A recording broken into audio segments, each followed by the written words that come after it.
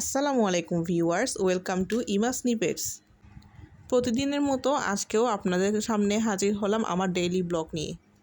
Viewers, আজকে সকালে কোনো ধরনের রান্না করতে হয়নি, কারণ রান্না করা ছিলই লাঞ্চের জন্য।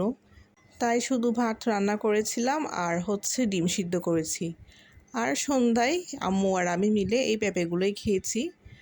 আর রাতের ডিনারের প্রস্তুতি নিচ্ছিলাম। এখানে আমি আব্বুর জন্য একটা ডিম ভাজি করছি।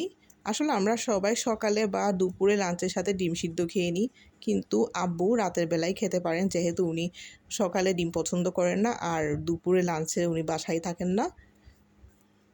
আমি এই মিক্সারটা রেডি করে ফ্রিজে রেখে দিব, ডিনারের সময় হলে গরম গরম তেলে ভেজে দিয়ে দিব আব্বুকে। আর এদিকে মাছ ভাজি করছি।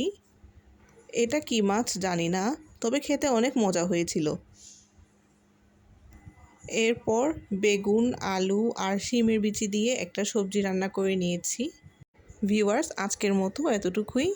ভিডিওটা কেমন লাগলো তা জানাবেন, আর প্লিজ লাইক আর শেয়ার করে দিবেন। আল্লাহ হাফেজ।